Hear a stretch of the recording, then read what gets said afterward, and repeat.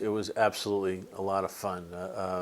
When I first had heard about it, and I was going like, "Wow, we're going to be doing puppets. It's going to be like Thunderbirds or supercars, things like that." And it was a really crazy a crazy show to work on. I mean, there was a lot of miniatures to be built, a lot of different scales. I mean, the puppets are about sort of a third scale.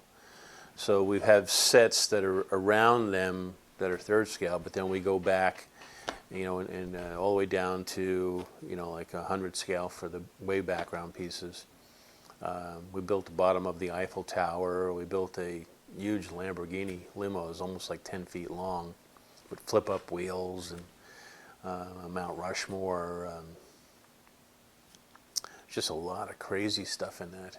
The production tended to stop and start. We would work for 6 weeks or 2 months, or it's only even 3 months, and then they would shut us down for a month or two while they figured out what they were going to do next, and then we would come back and do some more and get shut down again. And we had, I think, maybe like two shutdowns before they actually went into the final push to finish the film. I had never worked on a film that we would stop and start, but there was, some issues that they had to work out, and we're just model makers, so we just have to, build what we're supposed to build, and that's the end of it, There are some directors out there that want that physicality, and they demand to either do the effects all live rather than in the computer, or to build miniatures. Over the last 30 or so years that I've been in this business, I've seen a lot of changes, but for the most part, the techniques we used 30 years ago still work today. That's the sad part about the computer stuff, the stuff that was in your computer. I don't even know if we had computers 30 years ago that can do this work, but you can't go back and use those anymore. It's just, times change. I mean, we all have to move forward, and I move my skills forward. I learned a little bit of computer work, but I tend to like the physical stuff, so I've moved more of my work into special effects. It was ambitious, and it was a great idea to put that many miniatures in a film, especially amongst puppets, when they're going to look their best.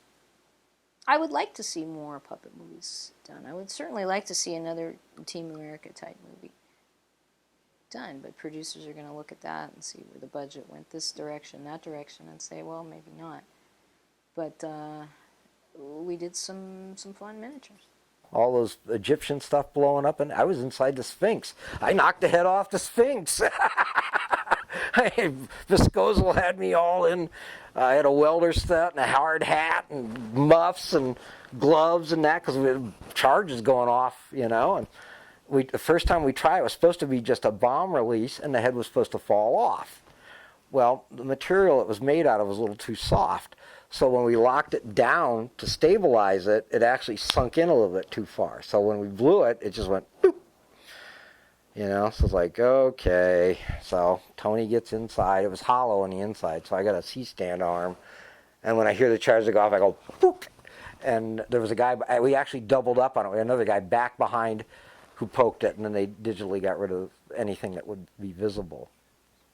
But that was fun. Joe actually let me help out placing some charges and stuff. So that was fun. I hadn't expected that. Primer cord is always nice.